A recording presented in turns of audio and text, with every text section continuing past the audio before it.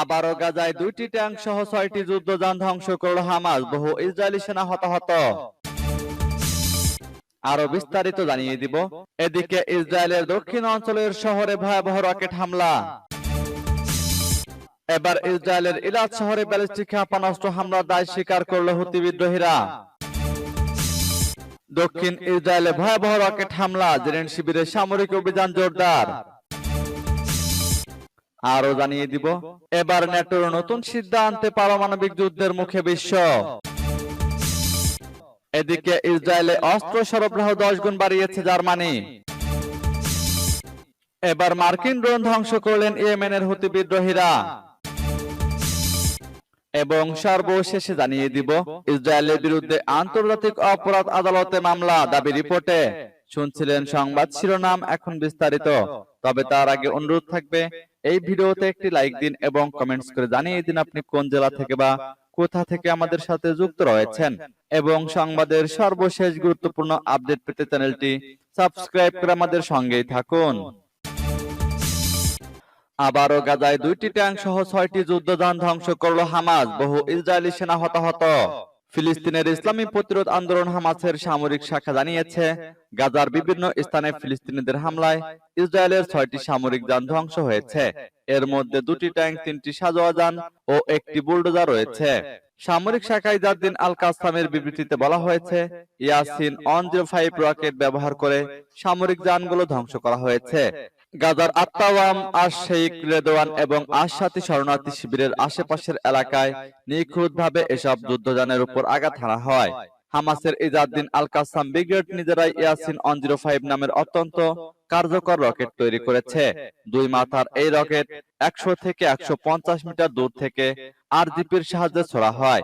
এদিকে গাজার হাজার আদ্দিক এলাকায় ফিলিস্তিনি সংগ্রামীদের ব্যাপক হামলার শিকার হয়েছে ইসরায়েলি পদাতিক সেনারা। সেখানে বেশ কয়েকজন ইসরায়েলি সেনা হতাহত হয়েছে বলে ধারণা করা হচ্ছে, কারণ ফিলিস্তিনি সংগ্রামীরা খুব কাছ থেকে এসব সেনার উপর মোর্টার ও গুলি বর্ষণ করেছে। ইজাদ্দিন আল কাসাম ব্রিগেড এসব তথ্য জানিয়েছে, সূত্র পার্স টুডে। এদিকে ইসরায়েলের দক্ষিণ অঞ্চলের শহরে ভয়াবহ রকেট হামলা। ইসরায়েলের দক্ষিণ অঞ্চলের ইলাদ শহরে একটি রকেট অবতরণ করেছে। আল জাজিরার খবরে বলা হয়েছে, সতর্কতা সাইরেন সক্রিয় করা হয়নি এবং রকেটের উৎস তাৎক্ষণিকভাবে জানা যায়নি। ইসরায়েলের স্থানীয় গণমাধ্যমের খবরে বলা হয়েছে, বৃহস্পতিবার বিকালে দক্ষিণ অঞ্চলীয় শহর ইলাতে একটি বিস্ফোরণের শব্দ শোনা যায়। পুলিশ এবং বোমা নিষ্ক্রিয়কারী ইউনিট বর্তমানে পরিস্থিতি তদন্ত করছে। শহরের বেশ কয়েকটি রাস্তা বন্ধ করা হয়েছে। গত সপ্তাহের ইয়েমেনের হুতি বিদ্রোহীরা এলিয়াতে হামলার দায় স্বীকার করে। ইরান সমর্থিত বিদ্রোহীরা সতর্ক করে বলে, ইসরায়েলি আগ্রাসন বন্ধ না হওয়া পর্যন্ত এবং ফিলিস্তিনিরা বিজয়ী না হওয়া পর্যন্ত আরো হামলা চালানো হবে। এবার ইসরায়েলের ইলাদ শহরে ব্যালিস্টিক ক্ষেপণাস্ত্র হামলার দায় স্বীকার করল হুতি বিদ্রোহীরা। ইসরায়েলের দক্ষিণ অঞ্চলীয় শহর ইলাতে ব্যালিস্টিক ক্ষেপণাস্ত্র হামলার দায় স্বীকার করেছে ইয়েমেনের হুতি বিদ্রোহীরা। বৃহস্পতিবার এক বিবৃতিতে এই দায় স্বীকার করে হুতিরা। ইসরায়েল প্রতিরক্ষা বাহিনী জানিয়েছে, বুধবার একটি চালকবিহীন বিমান ইলাতে একটি বেসামরিক ভবনে আঘাত করে। আইডিএফ বলেছে, ইউএবির পরিচয় এবং ঘটনার বিস্তারিত বিবরণ তদন্ত করা হচ্ছে।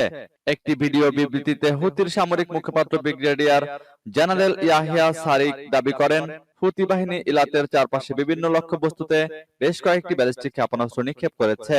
তিনি বলেন, গোপনে শত্রুর নির্বাচিত লক্ষ্যবস্তুতে সরাসরি আঘাত হানা হয়েছে এবং অপারেশনটি সফল হয়েছে।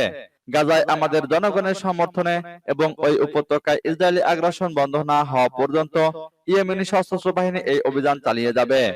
বৃহস্পতিবার সন্ধ্যায় পৃথক সংবাদ সম্মেলনে আইডিএফ মুখপাত্র ড্যানিয়েল হাগারি এবং ইসরায়েলের প্রতিরক্ষা মন্ত্রী ইয়োব গ্যালান্ট বলেন, তারা এখনো ঘটনাটি খতিয়ে দেখছেন।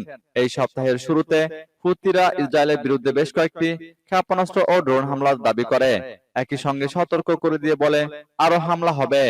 বুধবার ইসরায়েলের প্রতিরক্ষা মন্ত্রণালয় এবং আইডিএফ এর একটি যৌথ বিবৃতি দাবি করা হয়, তারা আরো 3টি অ্যান্টি ব্যালিস্টিক মিসাইল সিস্টেম ব্যবহার করে লোহিত সাগর অঞ্চল থেকে ইসরায়েলের দিকে ছোড়া একটি ক্ষেপণাস্ত্রকে ঠেকিয়ে দিয়েছে, সূত্র সিএনএন। আবারও দক্ষিণ ইসরায়েলে ভয়াবহ রকেট হামলা, জেনিন শিবিরের সামরিক অভিযান জোরদার। দক্ষিণ ইসরায়েলের ইলাত শহরে রকেট হামলার খবর পাওয়া গেছে বলে এক লাইভ প্রতিবেদনে জানিয়েছে কাতার ভিত্তিক সংবাদ মাধ্যম আল জাজিরা। অন্যদিকে জেনিন শরণার্থী শিবিরেও সামরিক অভিযান জোরদার করেছে ইসরায়েলি সেনারা। দক্ষিণ ইসরায়েলে হামলার সময় সতর্কীকরণ সাইরেন বেজে ওঠেনি এবং প্রাথমিকভাবে রকেটের উৎস জানা যায়নি। গত সপ্তাহে ইয়েমেনের হুতি বিদ্রোহীরা ইলিয়াতে হামলার দাবি করেছিল। তারা তখন হুঁশিয়ারি দিয়ে বলেছে, ইসরায়েলি আগ্রাসন বন্ধ না হওয়া পর্যন্ত এবং ফিলিস্তিনিরা বিজয়ী না হওয়া পর্যন্ত আরো হামলা চালানো হবে। এদিকে গত 3 ঘন্টায় অধিকৃত পশ্চিম তীরে ইসরায়েলি অভিযান জোরদার হয়েছে। চিকিৎসা সূত্র আল জাজিরাকে জানিয়েছে, জেনিন শরণার্থী শিবিরে তাদের প্রেক্ষিতে মৃতের সংখ্যা বেড়ে 9 জনে উপনীত হয়েছে। জেনিনের প্রত্যক্ষদর্শীর বিস্ফোরণের রিপোর্ট করেছেন, তারা 30 মিনিটের মধ্যে অন্তত 5টি বিস্ফোরণের তথ্য দিয়েছেন। বিস্ফোরণের জন্য ইসরায়েলি সশস্ত্র ড্রোনকে দায়ী করেছেন তারা।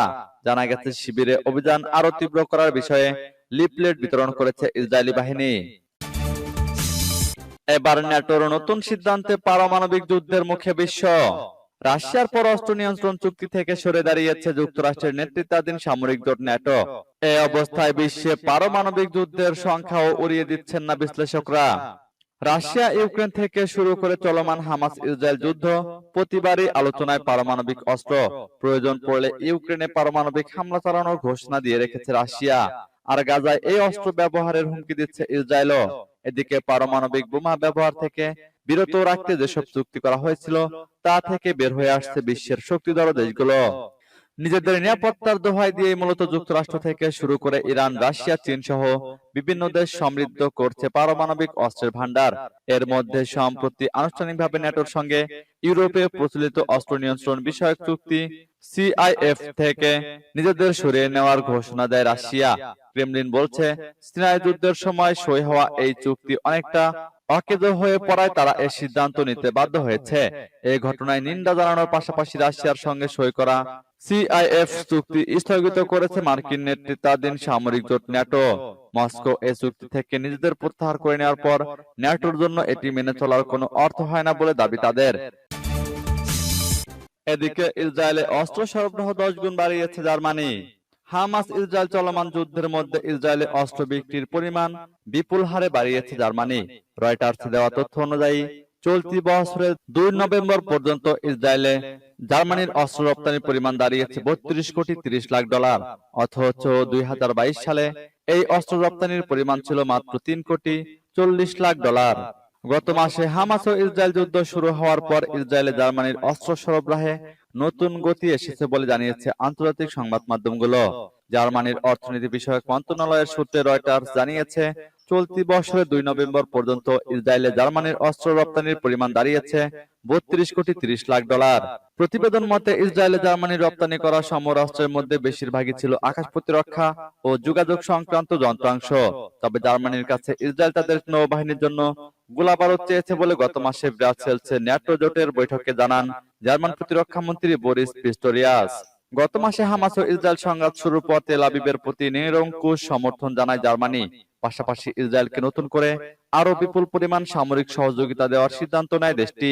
গত মাসে সংঘাত শুরুর পরপরই যে কয়েকজন পশ্চিমা নেতা ইসরায়েল সফর করেছেন তার অন্যতম ছিলেন জার্মান চ্যান্সেলর ওলাফ শলজ। এবার মার্কিন ড্রোন ধ্বংস করলেন ইয়েমেনের হুতি বিদ্রোহীরা।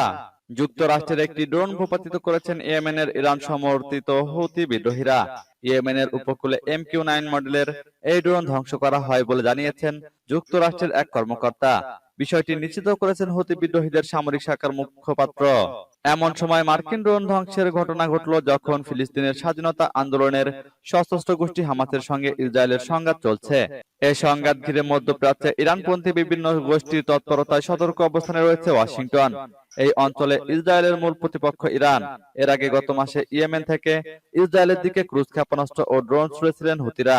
ওই ক্ষেপণাস্ত্র ও ড্রোনগুলো ধ্বংস করে যুক্তরাষ্ট্রের নৌবাহিনীর একটি যুদ্ধ জাহাজ হামাস ইসরায়েল সংঘাতের জেরে চলমান উত্তেজনার মধ্যে মধ্যপ্রাচ্যে যুদ্ধ বিমান বাহী রণতরী, যুদ্ধ জাহাজ সহ সামরিক সরঞ্জাম পাঠিয়েছে ওয়াশিংটন। হুতি বিদ্রোহীদের সমর্থন দেয় ইরান। ইয়েমেন সরকারের সঙ্গে 2014 সাল থেকে গৃহযুদ্ধ চলছে তাদের। ইয়েমেন সরকারকে আবারও সমর্থন দিচ্ছে ইরানের আরেক প্রতিদ্বন্দ্বী সৌদি আরব। এছাড়া হামাস ইসরায়েল সংঘাত শুরুর পর ইসরায়েলকে লক্ষ্য করে হামলা চালাচ্ছে লেবাননের ইরানপন্থী সশস্ত্র গোষ্ঠী হিজবুল্লাহ। গাজায় গণহত্যায় ইসরায়েলের বিরুদ্ধে আন্তর্জাতিক অপরাধ আদালতে মামলা। ফিলিস্তিনের গাজায় গণহত্যার দায়ে ইসরায়েলের বিরুদ্ধে আন্তর্জাতিক অপরাধ আদালতে মামলা হয়েছে। 3 ফিলিস্তিন মানবাধিকার সংগঠন মামলাটি দায়ের করে। সেই সঙ্গে ইসরায়েলের বর্ণবাদ ও গণহত্যা তদন্তের পাশাপাশি বেনিয়ামিন নেতানিয়াহু সহ ইসরায়েলি নেতাদের গ্রেপ্তারে পরোয়ানা জারির আহ্বান জানিয়েছে সংস্থা তিনটি।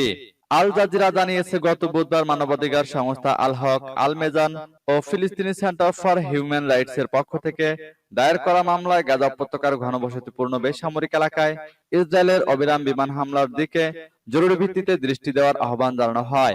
গত 1 মাসেরও বেশি সময় গাজায় নির্বিচারে বিমান হামলা চালিয়ে যাচ্ছে। এতে 10,500 নিরীহ ফিলিস্তিনি নিহত হয়েছে, যার অর্ধেকই শিশু। এই হত্যাযজ্ঞের জন্য সংগঠন তিনটি আইসিসির কাছে ইসরায়েলের প্রেসিডেন্ট আইজাক হারজগ, প্রধানমন্ত্রী বেনিয়ামিন নেতানিয়াহু ও প্রতিরক্ষা মন্ত্রী ইয়োব গ্যালান্টের বিরুদ্ধে গ্রেপ্তারি পরোয়ানা জারি করার আহ্বান জানিয়েছে। আগে থেকে গাজা উপত্যকার উপর চালানো শ্বাসরুদ্ধকর অবরোধ, জনসংখ্যার জোরপূর্বক বাস্তুচ্যুতি, বিষাক্ত গ্যাসের ব্যবহার এবং খাদ্য, পানি, জ্বালানি ও বিদ্যুতের মতো প্রয়োজনীয়তা অস্বীকার করার মতো বিষয়গুলো তদন্ত করছে আন্তর্জাতিক অপরাধ আদালত।